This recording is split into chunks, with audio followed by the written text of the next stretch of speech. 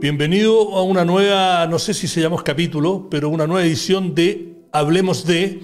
Hoy es Hablemos de la competitividad y la transparencia en la industria financiera y lo hacemos junto a Fintual y para eso tenemos al cofundador, portfolio manager y mucho más de Fintual, que es Omar Larré. Omar, siempre un placer hablar contigo ahora en este formato.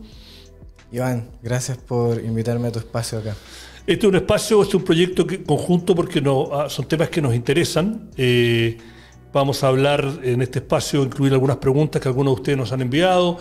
Vamos a hablar del sistema de ahorro, vamos a hablar del sistema de pensiones, la competitividad y transparencia en la industria financiera. Pero antes que todo quiero que Omar explique lo que hace Fintual, lo que es Fintual para los que no lo conocen. Ya no es una startup, es una, no sé cómo se le llama, una empresa financiera que se ha posicionado muy bien en Chile y en México y que tiene una mirada distinta acerca de cómo funciona. Así que, Omar, cuéntale a nuestro público lo que hace Fintual y cómo se encaja dentro del ecosistema de la industria financiera en Chile. Perfecto. Fintual es una startup o una compañía tecnológica que ofrece servicios financieros regulados. Y en Chile tenemos, digamos, básicamente la misma estructura de regulación que fondos mutuos, tal como uno puede encontrar fondos mutuos en otra compañía tradicional o fondos mutuos bancarios, porque tenemos una administradora general de fondos que nos permite entregar ese servicio. Y también tenemos otros servicios como administración de carteras que permiten comprar acciones en Estados Unidos y pretendemos tener mayores servicios en el corto y mediano plazo en Chile. Así que en resumen, somos una compañía tecnológica que entrega servicios financieros regulados con, digamos, leyes tradicionales del mercado financiero y tenemos operaciones en Chile y en México administrando alrededor de $800 millones en total. Ustedes irrumpieron, fueron como la primera fintech del mundo financiero que realmente se instaló, se puso pantalones largos y se sientan a la mesa con los peces gordos. Ustedes tuvieron una propuesta de valor que es diferente a las empresas tradicionales, a las firmas de inversión en Chile y las AGF. Tiene que ver con tecnología, tiene que ver con transparencia, tiene que ver con un lenguaje, ¿no? Sí. Explícanos qué es lo que hay detrás de esto. Lo que hay detrás es que cómo funciona por dentro tiene que también transmitirse hacia afuera. Y cómo funcionamos por dentro, somos una compañía que está tratando de bajar los costos con tecnología por medio de la automatización, ser transparente y directo en lo que hacemos, y eso se refleja en la comunicación que tenemos con nuestros clientes, la comunicación que tenemos en general con el entorno. Y creemos que la tecnología y la automatización van a permitir dar mejores servicios financieros a las personas que antes no tenían el acceso a esos servicios financieros. Ustedes cuando irrumpieron, una de los mitos, y ayúdanos a decir si es que sigue tan así, es que ustedes usaban mucha tecnología a la hora de armar los diferentes portfolios de inversión. Creo que, o sea, tecnología como una clase de activo, digamos, o como un sector. No, como usar tecnología a la hora de elegir en qué acciones o en qué activos invertir al armar el portafolio. ¿Y por qué eso es malo? No digo que es malo. Digo que es un mito, se creó como una mitología positiva de que tenían más o menos como un chatbot, un robot que había descubierto, ¿viste? Narnia. Entiendo. No, y que habían elegido como portafolios que eran... No, lo que pasa es que, ocupamos algoritmos tradicionales que se ocupan en Wall Street o en mercados desarrollados que vienen del año 2000, digamos. O sea, ya van a cumplir 20 años. Ocupamos esos algoritmos que aquí en Chile, digamos, no se ocupaban tanto o porque las mesas tradicionales de gestión de portafolio eran más bien tradicionales, eran comités de inversiones donde se compartían opiniones entre portfolio managers, etc. Nosotros dijimos, bueno, dejemos un poco más la tecnología, pero son algoritmos que ya eran utilizados hace un par de décadas, no era un descubrimiento de Narnia ni nada, sino que era más bien implementar cosas que existían en otros lados. Una de las cosas que a mí personalmente me gustan es que ustedes explican cosas que parecen muy complejas en simple. Yo he leído, aseguro que usted también lo ha leído, que hay dos cosas que la gente, y esto es transversal en Occidente, por lo menos diferentes estudios que he leído y que he visto, que la gente se incomoda al hablar de temas médicos y se incomoda al hablar de temas de dinero. No lo sienten como que es algo lejano, que salvo a la gente que le sobra mucho, pero la mayoría de nosotros estamos ahí. Entonces ustedes tienen una oferta que es bastante simplificada y a propósito usaron un lenguaje más cercano, más de cultura popular, más de las generaciones millennial, centennial, ¿no?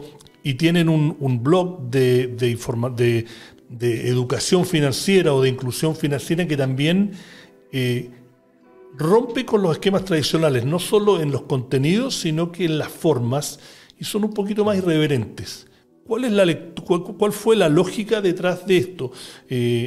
Para los que no lo siguen tanto, tienen fondos que tienen Risky Norris, es uno de esos, sí. Clooney es otro, sí. Que reflejan diferentes cosas que a mí me gusta porque yo soy uno de los que cree que hay que ser más inclusivo y democratizar y no que la inversión sea como algo en un pedestal griego que sí, uno tenga que atemorizarse.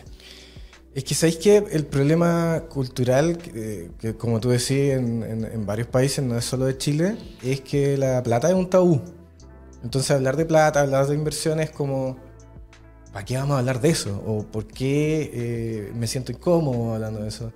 Y eso se ha utilizado, digamos, por parte de algunos asesores financieros o algunos banqueros en su beneficio para enredar a veces el lenguaje. Y cobrar comisiones más altas. Claro, vendiendo una sofisticación que en realidad no lo es. Pero yo soy uno de los convencidos que la máxima sofisticación, la máxima innovación es la simplicidad. Hacer un producto bueno, bien hecho, construido con tecnología y bien gestionado desde el punto de vista de inversiones, que a la vez sea simple, es tremendamente complejo. Es muchísimo trabajo. Y entonces creo que ahí está la máxima innovación. Y eso es lo que queríamos entregar. Queríamos un poquito botar el tabú de hablar de plata, de hablar de inversiones como algo malo incluso. Quitar un poco esa barrera de desconocimiento que hace que algunas personas se mareen. Y al contrario, construir algo simple con mucho trabajo por detrás. Hay muchas horas de trabajo, mucho equipo, sangre, sudor y lágrimas en la aplicación que se ve súper simple. Vamos al corazón de la conversación que queremos tener hoy, que va a que uno de los caballitos de batalla que ustedes han usado para instalarse es que la industria financiera chilena sigue siendo demasiado conservadora, que tiene que ser más transparente, tiene que ser más inclusiva, tiene que ser más flexible a la hora de ciertas regulaciones y tiene que ser más barata. Sí. Sí, es un tema recurrente que nosotros, digamos, empujamos, que hay mucho, tiene que ver con lo anterior también, hay mucho desconocimiento de cuánto cobran los fondos, por qué cobran, cómo es la comparación con otros fondos. Nosotros tomamos una estructura de cobros de 1,19 la Serie A y nos han copiado un montón esa estructura los que han querido cobrar poco. ¿Por qué? Porque con esa estructura de cobros nosotros estamos en el quintil más barato en general, dentro de la oferta retail. La oferta retail se entiende como clientes que pueden invertir bajo $100,000. Esto lo estoy hablando en términos de cómo lo ve incluso el regulador en Chile, porque la CMF, no sé si yo creo que sí, ¿te acordáis que en octubre del año pasado lanzó un artículo comparando los TAC, que es la tasa anual de Así es, y que fue bastante transparente y polémico. A los muchos fondos mutuos no les gustó mucho. Exactamente. Para la gente que no entiende tanto el TAC, que es la comisión neta que pagaban que te cobra un fondo de inversión para administrar tu plata. Nuevamente, para gente que a lo mejor no está tan al día, hay estadísticas en Chile y estadísticas en Estados Unidos de que la gran mayoría de los administradores de fondos, que a veces te cobran en Chile 3-4% por administrarte tu plata, no le ganan a los índices. O sea, si tú hubieses puesto un robot que invierta solamente los índices, la mayoría, pero no por un poco, pero por mucho, le ganan a la gente que te está cobrando una fortuna por administrarte tu plata. Entonces es mucho más eficiente, si tú eres uno de estos inversionistas a los cuales se refiere Omar, que está bajo $100.000 y no eres su experto, te va a ser mucho más barato hacer eso. Quería solo explicar el contexto. Sí, totalmente. Gracias por el contexto. Entonces, ese informe que lanzaron en octubre el regulador, la CMF, en el año pasado, ayudó un poco a poder calificar qué es barato, qué es caro dentro de los fondos mutuos locales para los inversionistas retail, que son estos inversionistas que pueden invertir hasta $100.000. Hizo incluso una especie de semáforo con un verde claro, verde oscuro, amarillo, rojo, naranjo, rojo, de más barato, quintil más barato, hasta el quintil más caro. Y nosotros estamos súper contentos de que como administradora de fondos tenemos todos nuestros fondos clasificados en el quintil más barato, en el quintil verde. Pero creo que hay más desafíos. Hay desafíos no solamente de que la industria se actualice y quizás cobre menos, pero también de parte de la regulación. ¿Qué es lo que quería ir? Y a ver, nosotros hemos hablando de transparencia, nosotros hemos hablado muchas veces con Omar, diferentes temas. Y uno de los temas que ustedes tienen una visión de que para inyectarle más competitividad al sistema financiero en Chile y sobre todo al nivel de inversiones, pensiones, tienen una visión de cosas que se pueden hacer desde la industria y cosas que puede hacer el regulador. Sí. Explícanos alguna de esas. Son varias cosas, pero demos un poco de contexto. En varios países hay incentivos al ahorro. Aquí en Chile todavía hay varios incentivos al ahorro, como el APB, que es probablemente el mayor incentivo al ahorro voluntario para la jubilación. Pero antes, por ejemplo, no sé si te acordáis, pero existía el 57 bis, por ejemplo, en fondos mutuos en otros instrumentos de ahorro, que te permitía descontar el 15% de tu base imponible, pero además en el quinto año podías retirar sin impuestos. Eso se eliminó.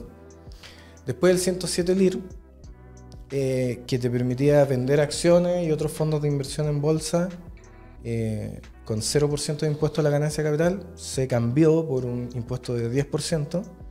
Entonces, nos hemos visto enfrentados que por las reformas tributarias, en el caso del 57 LIR fue la reforma tributaria del 2014, el 2017 terminó ese beneficio, el 107 LIR fue la última reforma tributaria. Yo entiendo que tengan que existir reformas tributarias que quitan algún incentivo del ahorro, pero entonces hablemos de cómo hacer la industria del ahorro, la industria de la inversión más competitiva. Y ahí es cuando uno le da un poco el doble clic y ve varias cosas que están sucediendo ahora, que son relativamente nuevas. Una de esas es, por ejemplo, el tratado que evita la doble tributación de Chile con Estados Unidos. Cuando sucede eso, los productos de inversión de Estados Unidos se hacen más atractivos. Naturalmente, porque no tengo la doble tributación. Entonces digo, bueno, yo como persona que quiero ahorrar, yo como persona que quiero invertir, ¿dónde lo hago? ¿En una estructura regulada en Chile o en una estructura regulada en Estados Unidos? Con la doble tributación las barreras bajan y ahí se hacen un poco más interesantes los productos de Estados Unidos. Y en Estados Unidos los productos son más baratos. Y ahí uno empieza a hacerle doble clic y dice, ya, pero ¿por qué son más baratos en Estados Unidos? ¿Qué pasa en Estados Unidos? Que hay ETF que cobran 3 puntos base, o sea, 0,03% al año, y en Chile los fondos mutuos son más caros. Y hay varias cosas. Primero, naturalmente un mercado más grande, más competitivo, hay más actores. Segundo, las grandes compañías de gestión de inversiones no son o no dependen directamente de bancos. O sea, su negocio principal está muy lejos del negocio bancario, que es el negocio crediticio, de captar dinero y prestarlo. Claro. Por ejemplo, Vanguard, BlackRock, Fidelity. Son los grandes actores de gestión de inversiones. Chartwell también son gigantes en Estados Unidos. Y su negocio principal no es el crédito, no es bancario, o incluso no tienen absolutamente nada que ver con un banco como Vanguard o BlackRock. Entonces, ahí hay una segunda característica. Primero, hay más competitividad. Segundo, se entiende que no tiene que estar amarrado la inversión y el ahorro con una industria netamente bancaria, sino que hay varios actores no bancarios que pueden competir súper bien. Y lo tercero es que hay requerimientos de capital, por ejemplo, para crear fondos mutuos en Chile y en Estados Unidos, pero son bastante diferentes. Por ejemplo, en Estados Unidos hay, digamos, pólizas de garantía o cobros que existen para el funcionamiento del fondo mutuo en Estados Unidos. Y aquí estoy hablando de ETF, fondos mutuos o estructuras similares abiertas en Estados Unidos para poder invertir, que tienen garantías de capital. Si uno compara un fondo mutuo acá en Chile con Estados Unidos, incluso 10 veces menor que Chile. Estoy hablando de un fondo o una administración de 1.000 millones para poder comparar. O sea, si yo tengo un fondo de 1.000 millones de dólares en Estados Unidos y un fondo de 1.000 millones de dólares en Chile, en Estados Unidos necesito garantías de capital en torno a 0,10%. En Chile necesito garantías de capital en torno al 1% o más. Y lo hace mucho más difícil competir con los grandes, porque no tienen tanto capital. Exactamente. Entonces, ¿y eso tenía alguna lógica en su momento que ya no existe? Tenía alguna lógica en su momento. Tenía alguna lógica que el mercado, por ejemplo, en Chile, hace muchos años atrás, la custodia de los valores eran papeles. Eran literalmente, estoy hablando de 20, 30, 40 años atrás. Yo tenía un depósito a plazo y era un papel que yo guardaba en una caja fuerte. E incluso esa custodia la podía tener en manos de la oficina de la gestión de inversiones. Ahora eso ya no existe. Ahora hay varias normativas locales chilenas donde la custodia se tiene de forma electrónica por organismos terceros especializados en custodia. Por ejemplo, las inversiones de los fondos mutuos de Fintual no están guardadas en una caja, no es un papel, es un registro electrónico que está ya sea en el DCB, que es el Depósito Central de Valores de Chile, que es una institución dedicada 100% a eso, a ese giro comercial y regulada en eso, o en algún custodio extranjero también especialista en hacer eso. Entonces estamos hablando de que han pasado un montón de décadas donde resguardos hacia el inversionista se han tomado, pero sin embargo no se han actualizado alguna. ¿Y los incumbentes hacen algún tipo de lobby para que eso no cambie?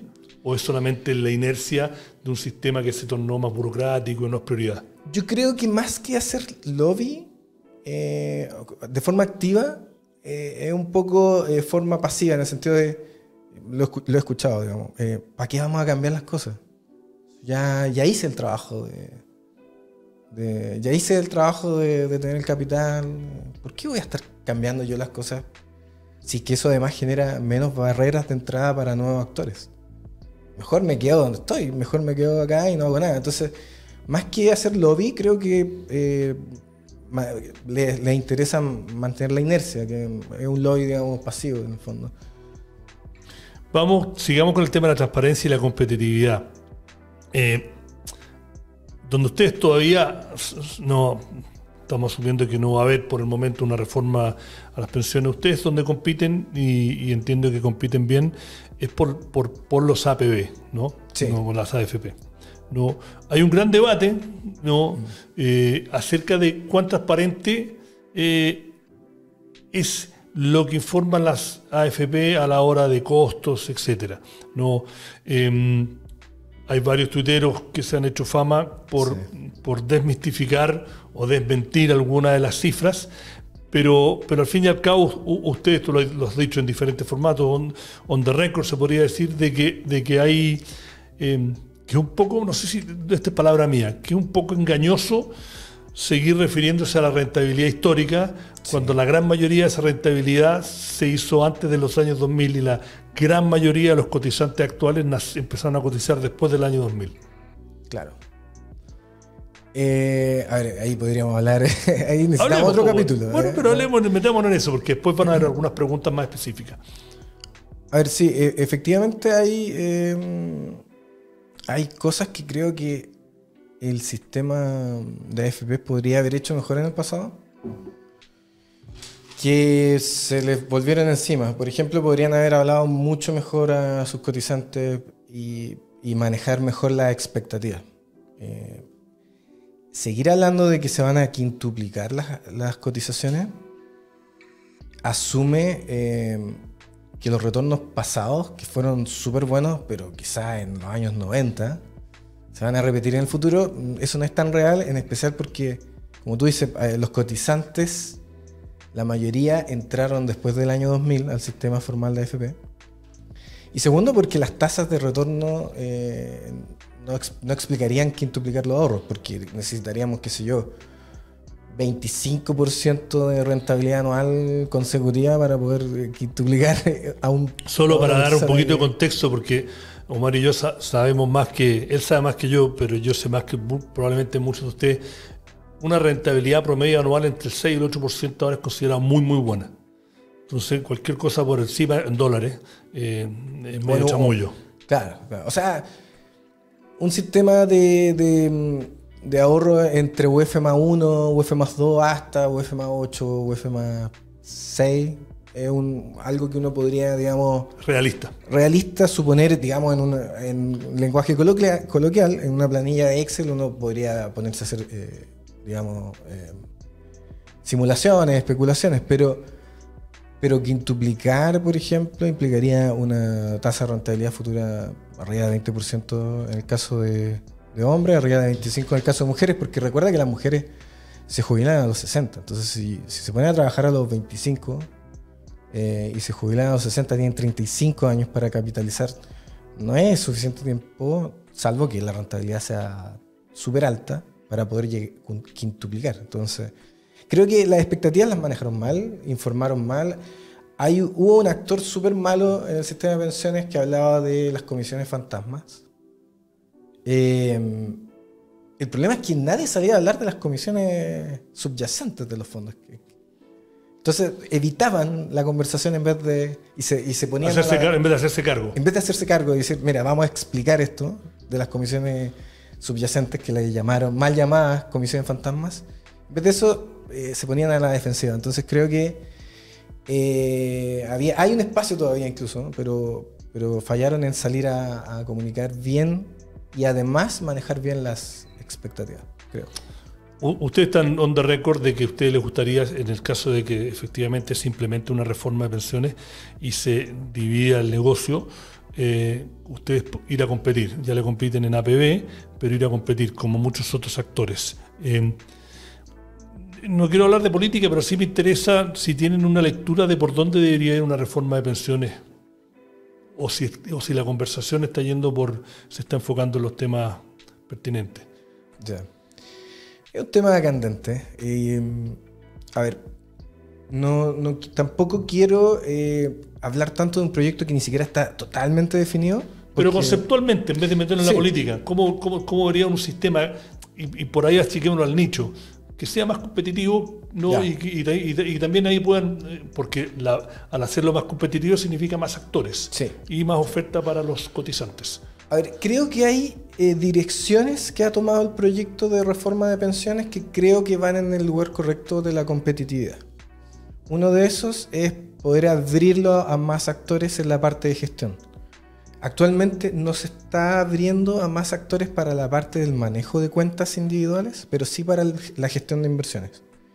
En ese caso, como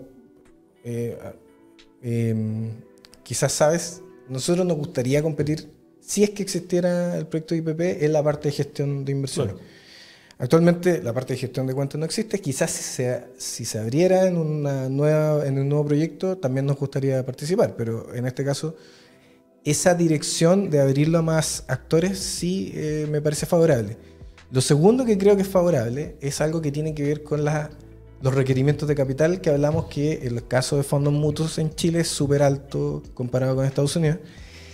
En el caso del sistema de pensiones actuales de la AFP existía el famoso encaje del 1%. Eso quiere decir que la AFP tenía que colocar de su capital, de su bolsillo, un 1% de lo que administraba. Y ese encaje servía para varias cosas, principalmente para pagar multas si es que se desviaba de la rentabilidad promedio, qué sé yo. El punto es que en el proyecto de IPP, que son estos administradores privados de pensiones, quitaron el encaje del 1%. Es una conversación que venía hace tiempo. Incluso querían rebajar el encaje actual de 1% a 0,5%. Hay varios actores en varias comisiones que dijeron efectivamente es una barrera de entrada para nuevos actores este 1% porque me obliga a que cada vez que tengo nuevos clientes, o incluso peor, cada vez que clientes de otras AFP se cambian a la mía, yo tengo que colocar de mi bolsillo un 1% de capital. Y eso era una barrera. Una barrera totalmente. Sí, Claro. por mucho tiempo muchos actores discutieron que era contra la competitividad y me parece que va en el lugar correcto el proyecto, quitar el encaje del 1%. Mira, está pasando más rápido de lo que pensé el tiempo y quiero ir a algunas de las preguntas que teníamos y que algunos de los lectores del semanal también mandaron. Y una es bastante amplia, ¿no? ¿Qué factores tenemos que considerar a la hora de elegir una APB? ¿Rentabilidad pasada o comisiones? ¿Qué cree usted que es más importante? Ya, y primero, creo que lo primero que hay que mirar son las comisiones porque es lo único seguro que uno va a tener, porque la rentabilidad pasada, como dicen en todos lados, no garantiza la rentabilidad futura. Entonces, ya, primero hay que mirar la comisión porque es lo único garantizado que me van a cobrar. Segundo, ver bien en qué fondo uno está invirtiendo, en qué riesgo, qué nivel de riesgo uno está tomando y si está acorde a la edad que uno tiene o al nivel de riesgo que uno quiere tomar. A veces hay gente que tiene 60 igual quiere tomar riesgo y está bien, porque si maneja ese nivel de riesgo está bien, pero en general se aconseja que los más jóvenes, 20, 30, tomen mucho más riesgo. Y cuando ya tenéis 50, 60, tomé un poco menos de riesgo. Entonces hay que ver en qué está invertido. También ver diversificación, no quedarse en una pura clase de activos, sino que ojalá diversificación geográfica, de sectores, digamos, de clases de activos y de sectores. Y finalmente, si te gusta la propuesta de valor, si te gusta el servicio, si te gusta, qué sé yo, si tienen app o no, si te gusta eso, qué sé yo. O sea, pero en ese orden creo que hay que mirar. La rentabilidad es parte del servicio, o sea, si la rentabilidad pasada es buena, es un indicio que podría ser buena en el futuro, pero está en el tercer, cuarto lugar de las cosas que uno tiene que mirar. Una cosa que fue tema cuando fue todo el escándalo y la polémica por Felices y Forrado, o otros que recomendaban hacer lo que se llama market timing, o sea, tratar de adivinar cuándo el mercado va a bajar o va a cambiar e ir cambiándose de fondo. La AFP hicieron lobby para que se limitara eso. La verdad que en general no te recomiendan, pero una de las preguntas que consistentemente de cuán activo debería ser yo como cotizante en estar monitoreando mis fondos e ir cambiándome. Creo que defiendo mucho la libertad de que cada persona haga sus movimientos si es que tiene esa libertad, que es parte digamos, de un derecho del ahorrante. Cotizante también. Del cotizante también, claro. En este caso de AFP. Sin embargo, hay que poner en claro que diversos estudios, tanto académicos como no académicos, o sea, estudios prácticos, han demostrado que vender y comprar y tratar de hacer market timing no es una buena estrategia. A veces las personas creen que se escaparon en el buen momento porque el mercado está bajando. No es tan así. Y las personas lo que más les cuesta en estos estudios, diversos estudios que hay dando vuelta, es volver en el momento correcto. Porque A veces dicen, oh, me escapé de la baja porque, qué sé yo. Claro, pero no agarraron el rebote. Pero no agarraron el rebote. Y la parte más difícil es volver, porque ya si te fuiste con miedo, es un poco difícil volver. Te perdiste el rebote y te perdiste toda el upside, toda la parte, o sea, todo el movimiento que va hacia arriba y que permite que tu cuenta se capitalice. En general, además, si una persona le achunta bien al timing, es muy difícil hacerlo consistentemente. O sea, pues ahí tendríamos el Messi de las finanzas. Claro, exactamente. Ser Messi es probable que uno sea así. Hay un Messi en el mundo. Claro, y cada 10, 20 años. Claro, pero no todo el mundo va a jugar a la pelota y es como Messi, ¿cierto? Esto es lo mismo. O sea, ser consistentemente bueno, o sea, achuntarle una vez y después 2, 3, 4, 5, 6, 7. La probabilidad desciende exponencialmente. O sea, entonces, ser consistentemente bueno es muy difícil. Lo más aconsejable es mantenerse en el plan de inversión si está bien definido desde el inicio. Ok, vamos a otra pregunta. Lo hablábamos antes de empezar a grabar este programa. Es si en una reforma, ya sea esta u otra, deberían dar la opción que existe en algunos países. Estados Unidos es como el que más conocido porque es más grande que uno. Tiene el equivalente a una APB o el ahorro obligatorio, en que uno después cuando se jubila a los 65, se puede quedar con esa plata y en vez de ir a un retiro programado o una renta vitalicia, la administras tú con ciertos parámetros de lo que puedes hacer y no hacer. ¿Tenemos la sofisticación para darle ese instrumento en Chile? ¿Debería ser una alternativa? ¿Qué opinas? Yo creo que sí debería ser una alternativa, pero condicional a que el conocimiento financiero de la persona sea más bien avanzado, porque la probabilidad del error o las consecuencias del error son muy altas. Entonces, por eso el sistema es más bien paternalista en Latinoamérica. En México, en Chile, por ejemplo, los sistemas de pensiones tratan de acotar la mayor cantidad posible de riesgo que queda en manos de la persona.